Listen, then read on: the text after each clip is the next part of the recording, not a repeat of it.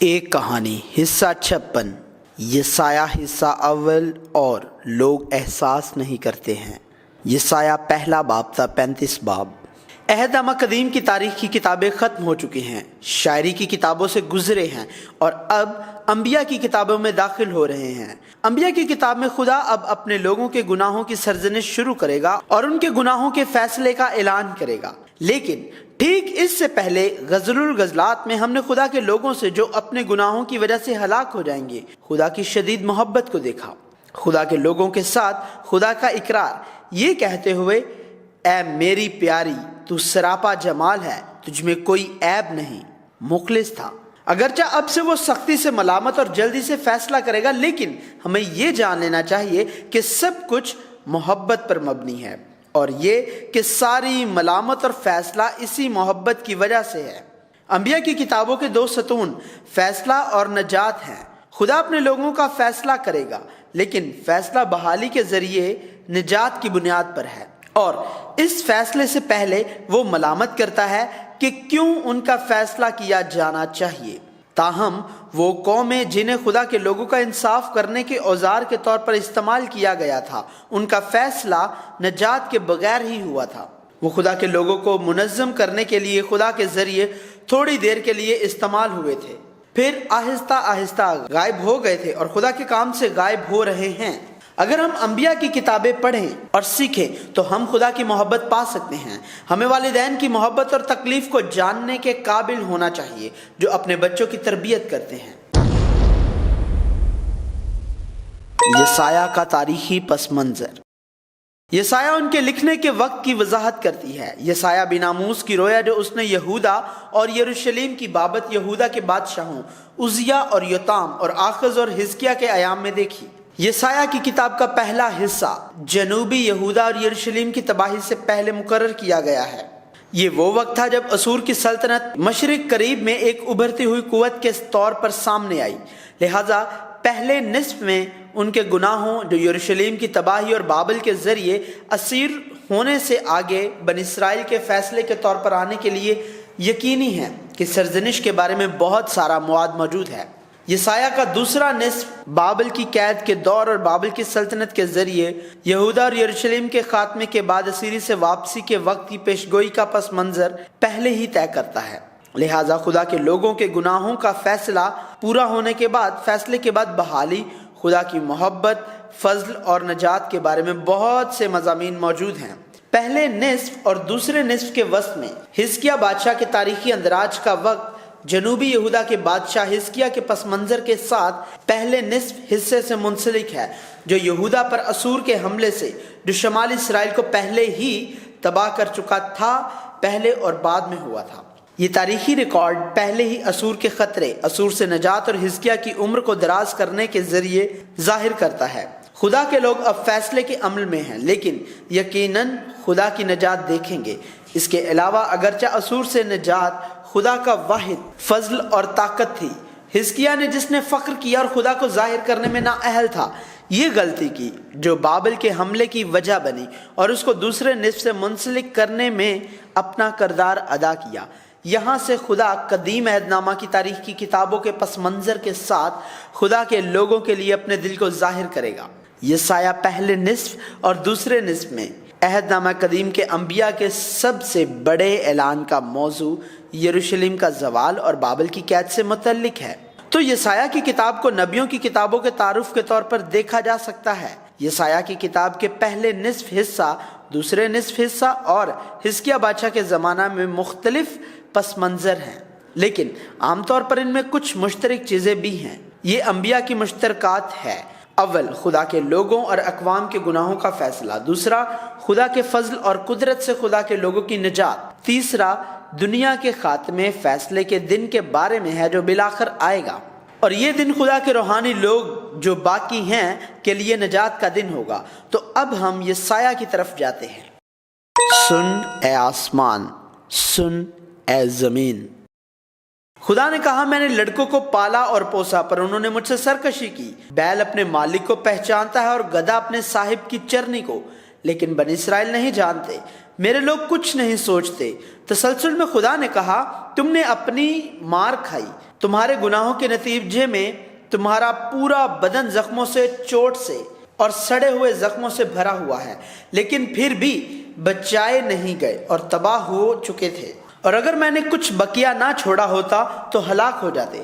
اور خدا نے کہا تم سوکھتی قربانی کے ہدیے، تیل اور خون کو واپس نہ لانا، اور میں عیدوں، سبت کے دن اور پاک رسومات میں برے کام کرنے کے لیے جمع ہونے کی برداشت نہیں کروں گا۔ یہ سب باطل ہدیے ہیں اور سب بیکار ہیں۔ میں ایمان کے ان اعمال سے تھک گیا ہوں۔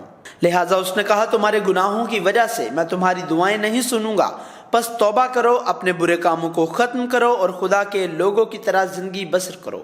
خدا نے یہ بھی کہا اگر تم توبہ کرو اور واپس مڑو تو تمہارے گناہ معاف ہو جائیں گے اور پھر سے بحال ہو جاؤ گے، اور اگر تم اپنے دل سے پھر اطاعت کرو گے تو تمہاری زندگی خوشحال ہوگی، لیکن اگر تم توبہ نہ کرو گے تو تم ہلاک ہو جاؤ گے۔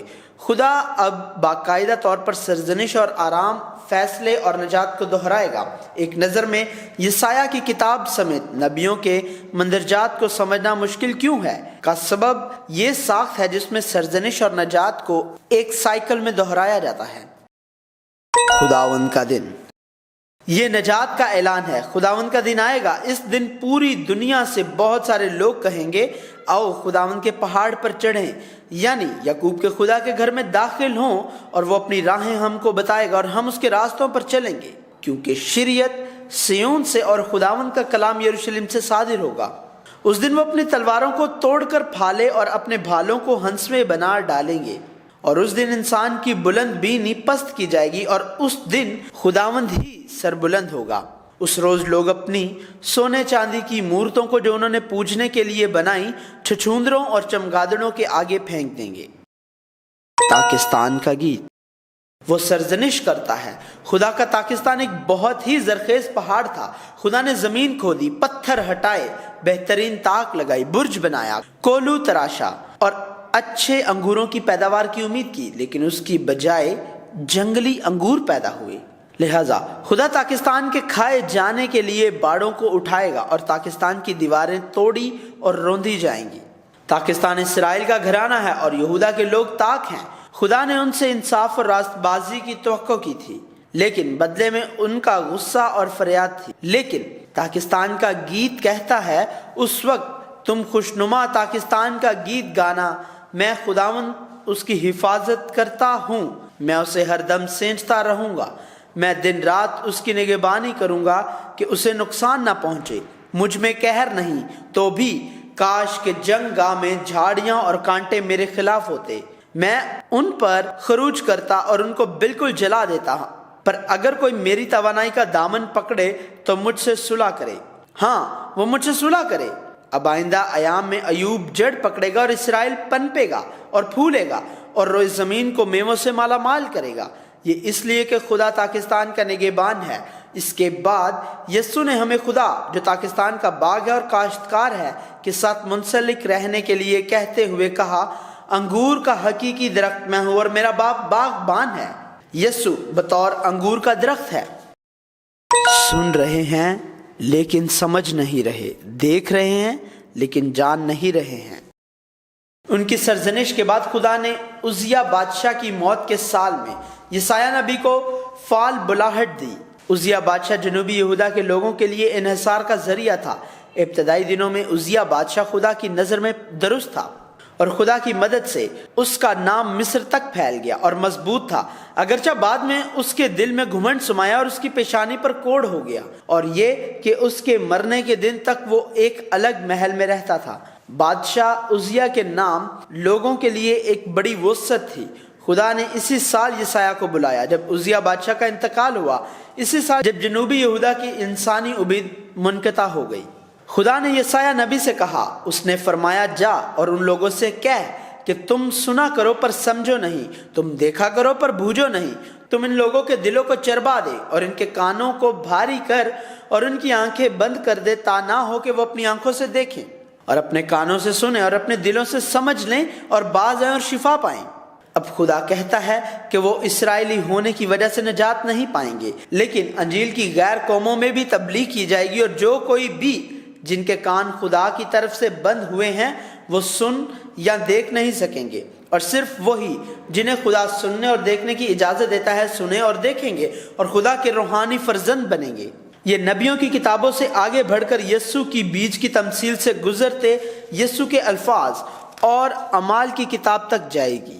بہت سے لوگوں میں خوشخبری سنائی جائے گی، لیکن وہ لوگ جو خدا کے فرزند بننے کا اختیار حاصل کریں گے، جو یسوع مسیح کے نام پر یقین رکھتے ہیں اور اس کو قبول کرتے ہیں، وہی لوگ ہیں جو خدا سے پیدا ہوئے ہیں۔ اور خدا کا عذاب تب تک ہوگا جب تک خداوند آدمیوں کو دور کر دے اور اس سرزمین میں متروک مقام بکثرت ہوں، لیکن ٹنڈ باقی رہے گا، اور وہ ٹنڈ یسوع مسیح ہے جو مقدس تخم ہے۔ اس کا نام ایمانویل رکھنا۔ اب خدا جس نے سرزنش کی وہ نجات کا پیغام دیتا ہے۔ عزیہ بادشاہ کا پوتا آخز بادشاہ ایک شریر بادشاہ تھا۔ آخز بادشاہ کے دور میں ارام نے افرائیم سے اتحاد کیا اور یروشلم پر حملہ کیا۔ تب آخز بادشاہ اور لوگوں کے دلوں نے جنبش کھائی، جیسے جنگل آندھی سے جنبش کھاتے ہیں۔ اس وقت خدا نے یسایہ کو آخز بادشاہ سے ملنے کا کہا اور کہہ، خبردار رہو، پرسکون رہو اور خوف زدہ نہ ہو۔ ارام اور شمالی اسرائیل کی وجہ سے ہمت نہ ہارو۔ خدا نے یسایہ سے اس کے بیٹے شیار یشوب کو لے کر آخز بادشاہ سے ملاقات کرنے کا کہا۔ شیار یشوب کا معنی ہے وہ جو باقی ہے لوٹ آئے گا۔ صرف وہی لوگ جو باقی ہیں واپس آئیں گے۔ اب خدا کہہ رہا ہے کہ وہ اپنے لوگوں کو لوٹائے گا اور اس کا پختہ یقین دلائے گا۔ نشان کے طور پر خدا نے کہا ایک کنواری حاملہ ہوگی اور بیٹا پیدا ہوگا اور وہ اس کا نام ایمانویل رکھے گی۔ لیکن یہ آخز بادشاہ یا یہودا کی اچھائی کی وجہ سے نہیں تھا، خدا کے لوگوں کی تلاش کے لیے۔ خدا کا جوش یقینی طور پر اس کو پورا کرے گا۔ جو کچھ خدا سوچتا ہے، خدا جو چلاتا ہے، وہ یقینی طور پر واقع ہوگا۔ ایمانویل جس کا مطلب ہے خدا ہمارے ساتھ ہے، خدا کے بیٹے یسوع مسیح کے وسیلے سے حاصل ہوا ہے۔ مہیر شلال ہاشبز۔ خدا یسایہ کے ایک اور بیٹے کا نام مہیر شلال ہاشبز دیتا ہے، جس کا مطلب ہے جلدی سے لے جانا ہے۔ اس کا مطلب یہ ہے کہ ارام کے دارالحکومت دمشق کی دولت اور شمالی اسرائیل کے دارالحکومت سامریہ کی لوٹ اسور کے بادشاہ کے حضور لے جایا جائے گا۔